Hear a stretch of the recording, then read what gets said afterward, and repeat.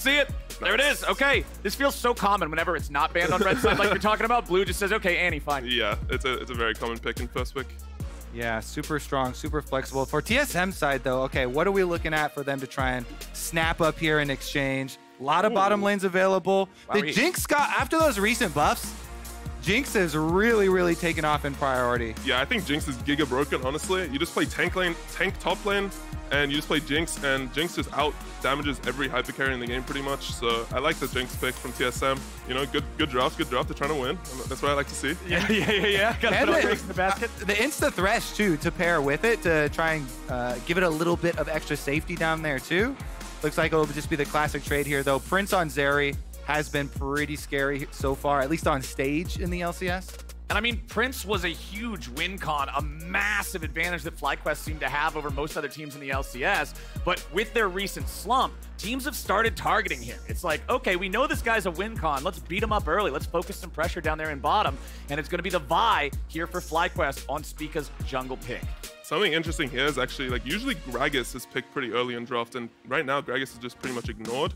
I think the best pick for TSM is actually Gragas on 3, but maybe they haven't been practicing as much because usually it's banned in scrims. Okay. They might not be very comfortable on it, or, I mean, they might just think Wukong is broken against Zeri. I'm not sure what they're thinking, but...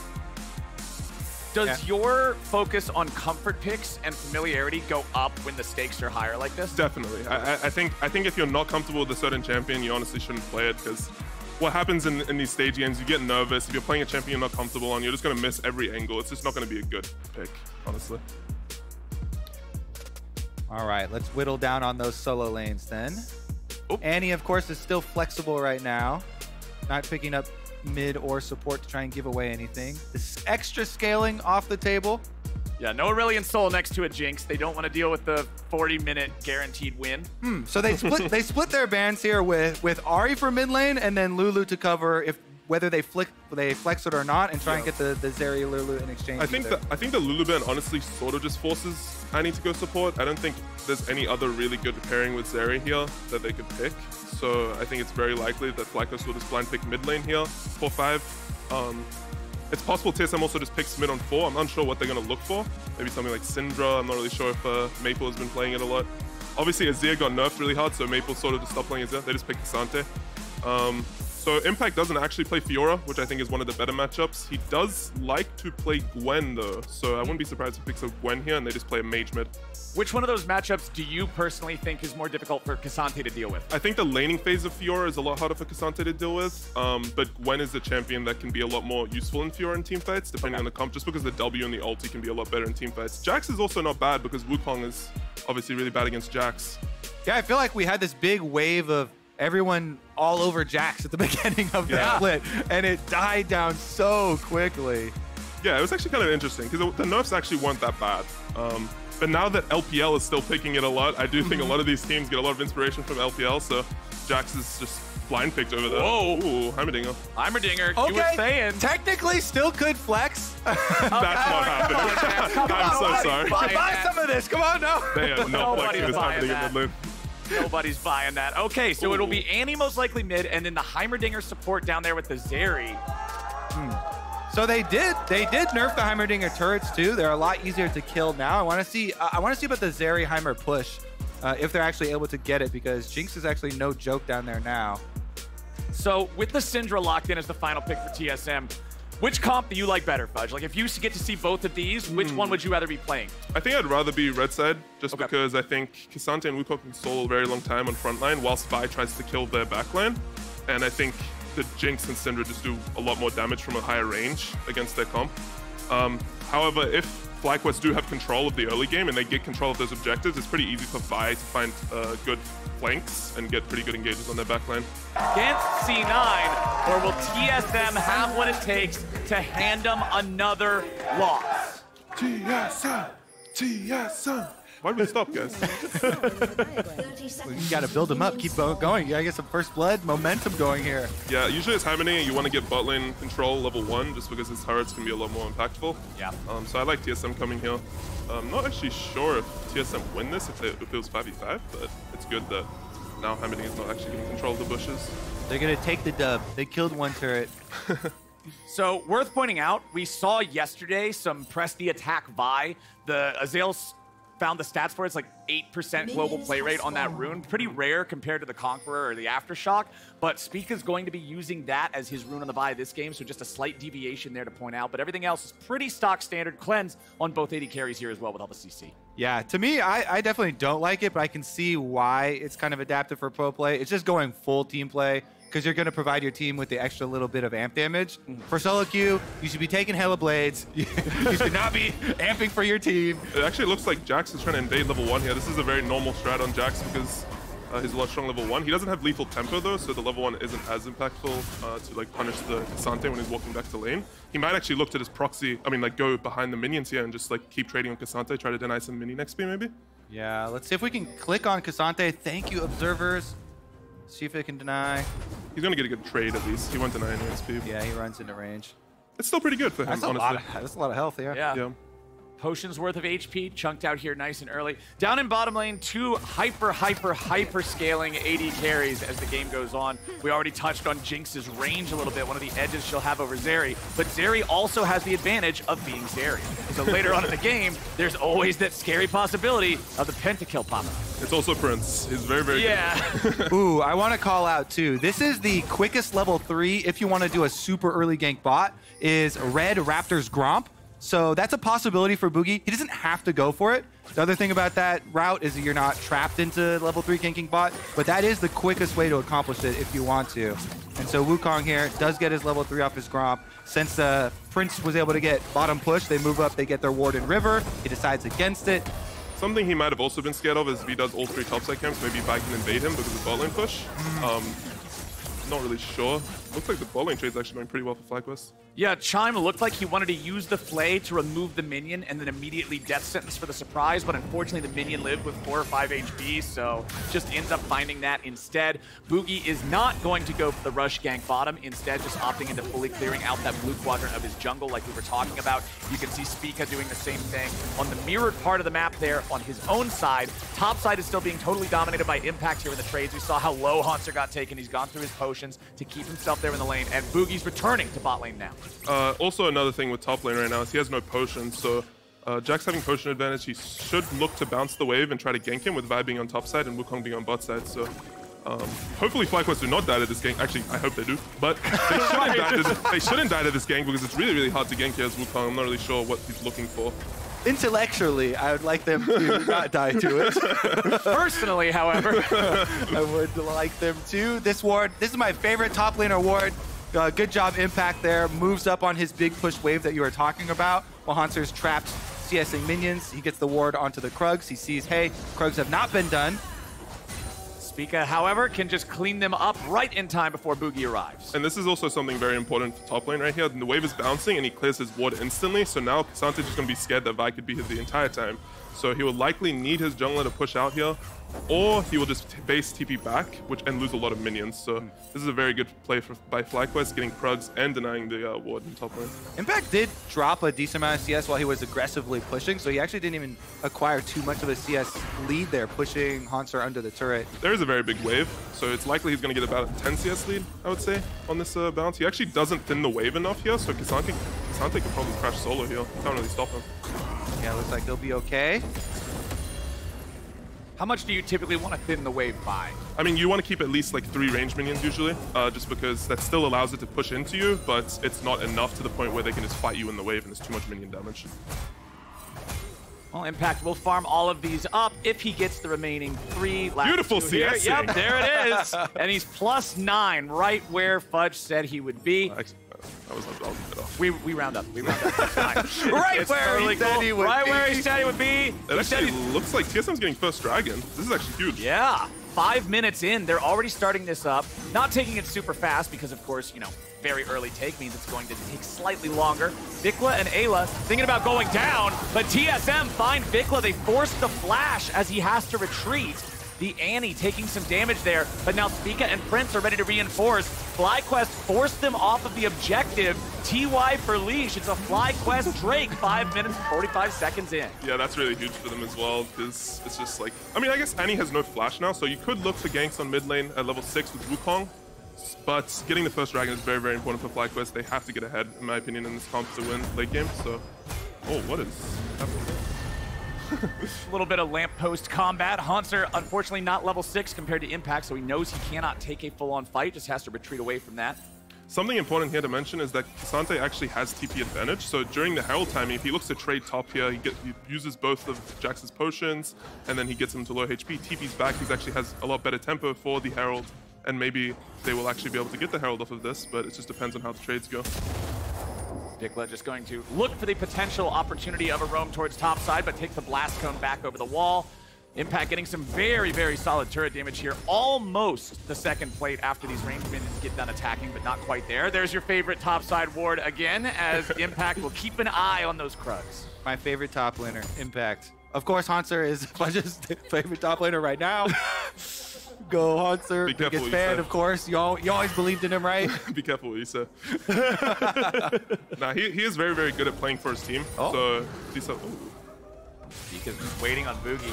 Oh, Vault Breaker charged up, gets a huge chunk of damage. Bugi flashes just to guarantee that Spica's not able to chase him. If he doesn't flash there and Spica has a ward to place over the wall, he can follow him with the ulti. So Bugi just guaranteeing he doesn't end up in any more trouble, but Spica's not done yet. He wants Bugi! Flash jumps him into the ground. Solo kill for first blood in the jungle for Spica. Oh my God, that was actually just nasty. Spica beat him up in his own jungle, took both his camps, beat him off both of his camps, took his flash. He knows he has the flash advantage afterwards and follows for the kill. all right, we're back in it, lads. Let's go. All right. Reminder, Vike just solo killed Wukong. Yes. Thank you for the refresher. Absolutely dominated. Love this. It's a pretty big power spike on Vi too. Even not even to be able to complete the full black cleaver, but you have so much cooldown reduction now with the double components here. I want to see where he goes next. Total gold, Spica's at the top of the chart. Not only did he get the solo kill on his opponent, he's up like 5 camps. He took both of those camps. Like, not only did he burn his flash to the W, forced him off both of the camps, took those as well. Absolute bully in the jungle. And the ultimate's going to come back off cooldown pretty shortly here. Looks like they do have the rotation here with support recall timers for Eyla to move up towards the Rift Herald. That means bottom side is going to be 2v1. They know because Eyla cleared the ward up on top side. So they know Prince here. They've got a wave building, and Wukong is on Gromp. Kind of far away if they wanted to do anything, so looks like it is just going to be a recall and reset. One difference between this game and the previous one, when CLG got ahead early in the previous game, their gold lead was actually not a whole lot because of what the Cloud9 bottom lane was doing, taking the plates, out-farming their opponents. Stop? But here, nice use of the super mega death rocket for tempo there from WildTurtle. 1 second solo kill here, for sure. If Jax just crashes wave, I guess he's a little bit scared of Vi, which makes it a bit hard for him. But he's definitely going to be able to fight him here on this wave. TSM maybe Eyla should defend. Yeah, TSM also know that Eyla is up here still from clearing the ward and hasn't showed back bottom, so it looks like they are going to sacrifice. There you go. 2 out of 2 neutral objectives secured for FlyQuest. The first one was a steal. The second one, they just took all on their own. And it doesn't even look like Jinx is going to get a turret plate. Prince getting back just in time? Question mark? Maybe. Nope. Putting a lot of damage here. Nice. Oh boy. They also took that opportunity. I do like this, at least from TSM. During the Rift Herald sacrifice, they warded up this red quadrant of the jungle between mid and bottom. And so Chime trying to work with Bugi right now. Wukong with the ultimate available really wants to make a play. Maple will not hit the scat of the week, and Vicla recognizes the easiest way out of this is just going home the long way. Now he'll walk back into the lane. Yeah, he takes 1 Q from Maple, but not bad considering TSM was ready to commit 3 players for that kill. Drake coming up.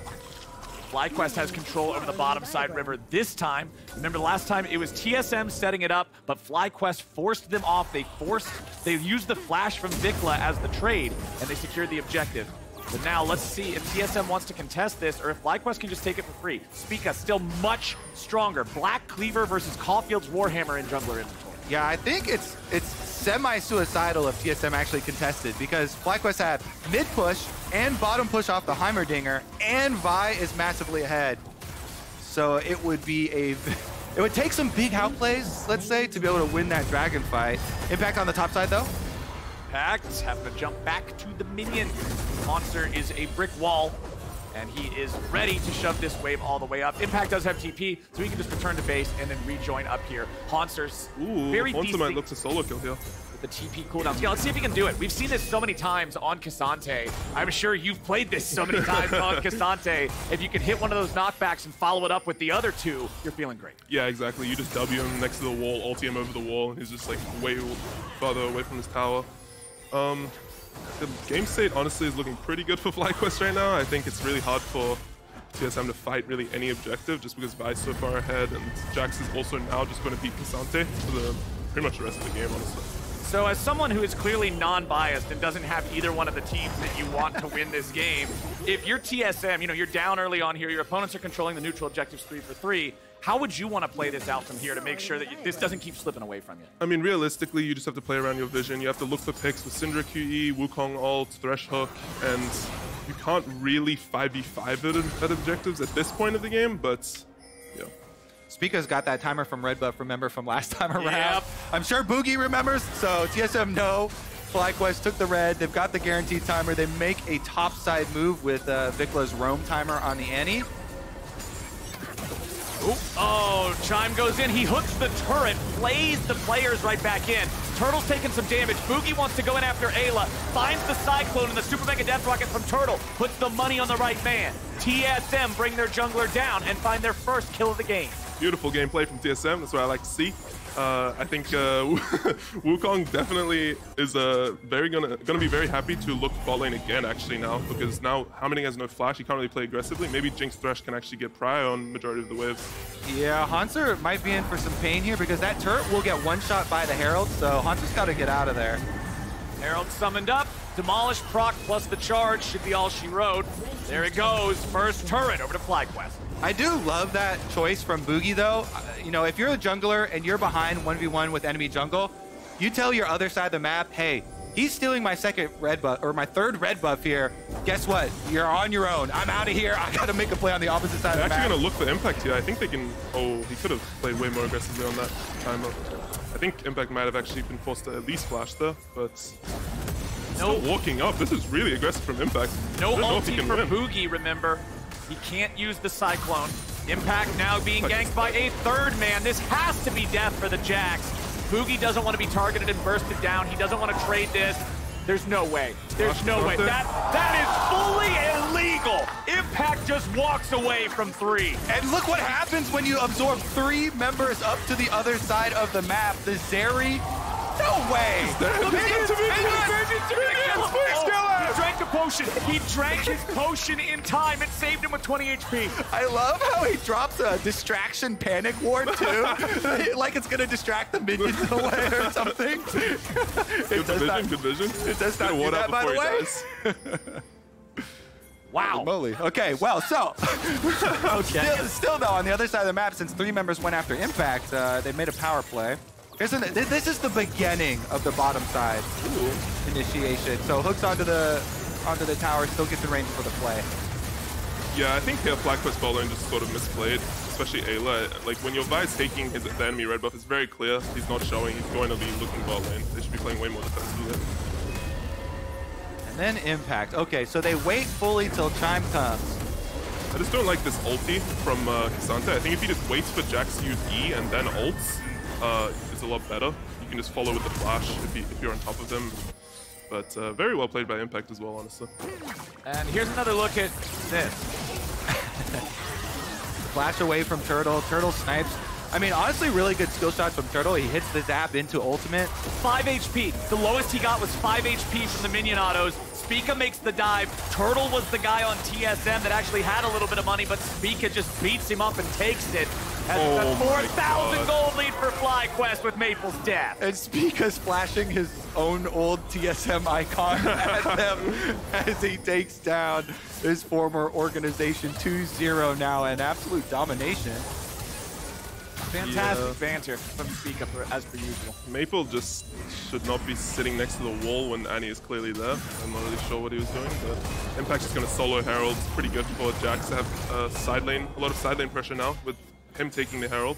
If they ever decide to like move with Ksante to a different lane, he just heralds the tier 2, gets free 600 gold. Very good by him. Yeah, I feel like this is going to be a big ego Impact game because he's already willingly taking 1v3s and then being able to escape with his life. Now he's got his own Rift Herald in his pocket. That does things to a top laner's mind. Well, TSM are trying to get themselves a Drake. They attempted on Drake number 1. Shut down. They got forced off. Drake number 2, their opponents were just taking. If FlyQuest gets this one, they're on sole point before 17 minutes. That is a nightmare, and TSM will stop that nightmare here. Eyla gets picked, but now Bugi's in danger. He gets back up the wall with the clone. Objective bounty plus a kill for TSM, really big. And it looks like top tier 2 will probably go down here just because Jax is demolished. He's just going to use the Herald on it. It's my assumption, but he's not actually using it right now. yeah, he's whacking away up on that top side. Objective bounty shut down for TSM, plus Eyla too close, getting an extra kill over onto that side. Looks like FlyQuest should still be able to pressure pretty heavily. Bottom side being pushed out by Maple. I think I would have liked to see Ksante just TP on the tower to force him to use the Herald to get the tower. I'm not really sure why he's holding it. I guess he thinks he needs to use it for bot lane to defend bot tier 1, but I don't think that is worth holding. Now Jax just runs mid, uses Herald on mid. They have so much pressure in this map. Yeah, just torpedo the mid lane turret for free. No problem for FlyQuest as they keep building up this lead. 3 men middle. They might not even need the Herald. They got Prince and Eyla in position. Should just knock this one down. Yeah, the difference in which turret you kill is so massive too. I kind of agree. Just using teleport to get a secondary side lane turret, those things are worth 800 gold into the Jax pockets now. Actually, Fi gonna have to. Oh, nice play from Chime to force out Spica's flash. Pretty good by Champ. Well played, well played. Not bad at Thresh, actually. I played with him last night in solo queue and I went like 0-8 on Akali. Did he know it was you or was yeah, it he knew. secret? I think me and Eminence had a combined 26 deaths last night on his solo queue team. That was. We were cosplaying. I mean, we were ready for today, I guess. That's right. 26. Wait, if you were 0 and 8, that means M&S was 0 and 8. No. I was like 0-8 and then I came back and they're like 3 and 13. Oh, okay. All right, bringing it back a little bit, getting on the board. All right. That's a comeback right there. 3 and 13. Oh man. Well, right now, TSM needs some kind of a comeback, man, because 18.5 minutes into the game, down 5,000 gold. This is a nasty spot to be in. They're going to need some kind of a mistake from FlyQuest here, but Fly has been playing it clean. Yeah, you might want to start warming up for the tiebreaker game at the end of the day there. Man. Calisthenics, stretch out the fingers a little. Analyzing your possible opponents right now. Yeah, Impact's looking real good. I'm kind of scared. Yeah, he's definitely going to be able to get Sojin pretty quickly here next back. That's another tower falls to him. That bottom one was still standing on the outer one, so more solo gold, more split push here for this Jax. I think they're going to be looking to use Herald here, if I'm not mistaken. I mean, he's running out of time. It's got to be dropped somewhere in the next 60 seconds. I guess if they can get it without using Yeah, if they don't Herald. need it, though, I mean... I don't know what TSM is, but... Oh, Impact might be inting. Oh, why is Hauntzer not W and ult in? Okay, whatever. Unlucky. I think solo would... No, actually... I'm waiting for the solo tweet now. Where I want to see a production. If solo tweets something, we gotta throw that up. Yeah, make sure you bring it to us ASAP. Speaking of as soon as possible, Herald, it's got to get dropped. It's got to go somewhere. They've got like 30 seconds left to use this stupid thing. Oh, going. Eyla. They don't kill him here either. I mean, he can flash and get the kill. I'm not sure if it's... Actually, he might just... Oh, yeah, he wants it. They're saying anything is everything in this game because they do not have a lot to work with. They'll at least kill the support. All 3 deaths on FlyQuest's side are the Heimerdinger, so... I mean, to be fair, like, Wukong using flash here, I'm not actually sure is worth, just because the next dragon fight is going to be pretty much impossible without his flash. Yeah. I would say worth him, Eyla, you know? You already died 2 times, might as well die a third time. Good death? Good death, good death. That's a 5-head kind of barrel Heimerdinger play right there. We're going dying for some bigger cooldowns before the dragon fight. If TSM weren't going to give it up before, definitely going to give it up now. Herald finally summoned. even though they didn't need it for either of the sides, it ends up achieving absolutely nothing overall. So, little unfortunate for FlyQuest there. TSM can at least accept that as a very, very dim silver lining in a game that is drastically against them. At that point, you just save it. You let your own Herald expire in your inventory so you don't give them 25 gold. gold. I would have actually just preferred for him to use the top lane, just have the pressure in the top lane. So if no one goes top lane, Herald will slowly push top, and then Dragon spawning. That probably would have been the best The play. delayed cast, like cast it far back from top lane. Yeah, so yeah. That's a while to walk up. Like in your base. You cast it by like the inhibitor. Yeah, exactly. Well, the Herald's gone, but the Dragons continue to spawn on Summoner's Rift. 20 seconds before the next one comes up, it will be soul point for FlyQuest. A TP summoned up by TSM here to bring their mid laner into the mid lane to potentially contest something. Spica's charging up the Vault Breaker, just jumps over the wall instead, not seeing a target that he would be able to close distance on. Vicla ready to go with the stun, and FlyQuest are not immediately going to the Drake. They're going to leave Impact to solo the Drake down, while the remaining 4 players have this standoff with TSM. Yeah, nothing's really going to happen here. I mean, TSM obviously wanted to start the Baron, but now that FlyQuest is full mid, Jax is taking the Dragon, he can always TP in. I don't really think TSM can do much here. Yeah, unless they made a big error and they overcommitted to the other half of the map. Jinx rocket? I like the attempt. They might just start it anyway because Jax is low, I guess. Problem is, I think Impact is going back to base. Yeah. He's going to teleport. TSM's team does not do enough damage to burn this down quickly, and it means that there's really no chance for them to try to punish this Drake take. Soul point, 22 minutes in for FlyQuest. Okay, so that is a really... Whoa. Maple face checks the Annie, and the follow-up from Spica's Vi takes him low. The Seraph's Embrace shield keeps him alive for an extra second, but Maple will fall. FlyQuest now looking to go even further in. Hauntzer ults Impact over the wall into the Baron pit and is pulled to safety by Chime. Look at this, with the Thresh Lantern and all the dashes of Ksante. He's jumping all over the Baron pit. But that window now here for FlyQuest, that's an easy reset, push out, free kill on Maple. I was gonna, ooh, Vicla. Ooh. Bugi does have ult. They don't have Jax TP here, so I think he's actually just dead here. I mean, he might try to flash. Oh, cue the minion. Cued the minion, little unlucky. Chime showing up to guarantee that Vicla doesn't have any outplay potential here, and Bugi picks up his second kill of the game. They can't really do anything with it though, just because Syndra has no TP. Maybe if Syndra has TP, they just start the Baron instantly and try to go for like a flip play, but I don't think it's very good, obviously. Jax actually doesn't have TP anymore, and Ksante does, so anytime Jax goes bot lane, TSM should be looking to fight on top side with Ksante TP.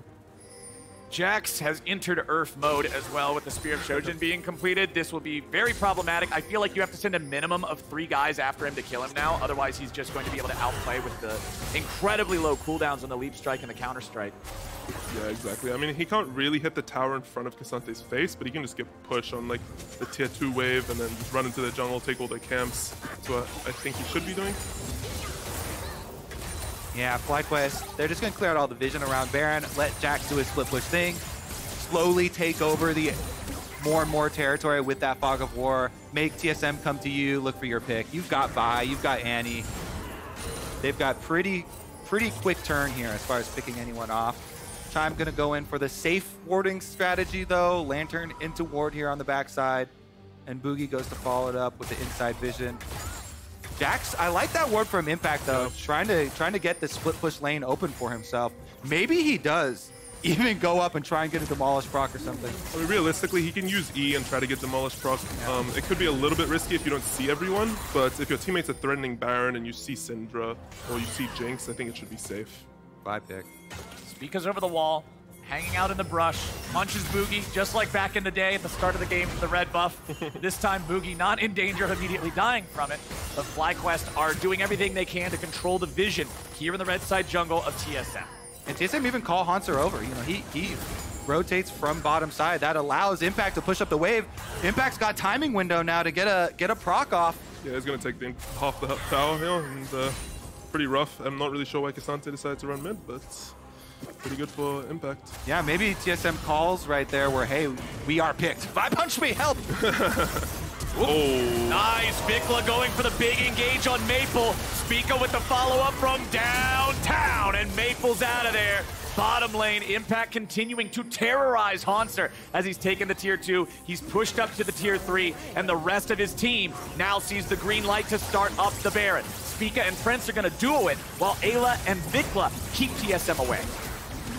They killed Tibbers. Nice. Well, Vicla's movement goes crazy, bro. Vicla's looking pretty good here. Has to fall back a little. Nice Doesn't want to be tagged for more damage. Vicla gets exploded. Prince jumps over the wall, seeing if he can get anything back. WildTurtle's at half HP. And TSM might have just found their angle. Shut down over to Hauntzer on Ksante. He goes in for the engage on Prince, who hops over the wall back to safety. But he's still on the wrong side of the rift. He falls back to Eyla and to Impact. TSM won't be able to take Baron off of that, but hey, they got a couple of pretty critical kills. Dude, Turtle Jinx still has it here. He just was locked on to Vicla, absolutely demolished him. Poked him down, hit every zap, making it look point and click. Rocket range on him. He does it all himself. That was zap number 1. He hits another zap here too. Yeah, he played this very, very well. Nice spacing as well. I'm not really sure if they could stop Baron. I don't think they could stop Baron if Ksante doesn't use ulti. Could be close though. Could just be 3v4s. Yeah, so, this moment right here. Yeah, realistically, I think it doesn't really matter. I mean, he just ultis. I don't think they could stop Baron anyway, just because Jax is so fed. If they all go into the pit, it'll kill them all. Now, this dragon fight is basically like who wins the game.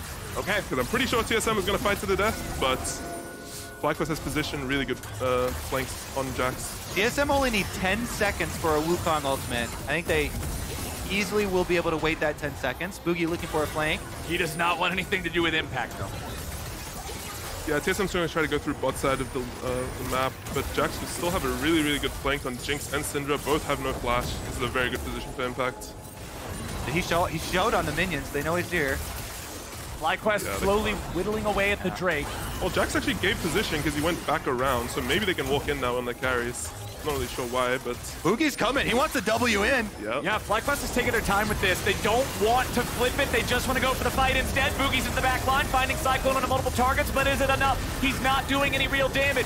Bugi gets back away, but now they got to be concerned about Hauntzer. He's very low. Turtle's very low. Prince goes over the wall. Prince goes in, and Turtle goes down. Prince is ready. He's got a double kill on the Zeri, making a triple, making a quadra. It's a pentakill. He does it again, and that is all she wrote. I think we might be banning Zeri, guys. So remember when you guys were talking about Spica versus Prince, and I said, I don't know, man, remember Prince in the first half of the split? Well, you didn't say Prince, so you can stop talking right now. Okay.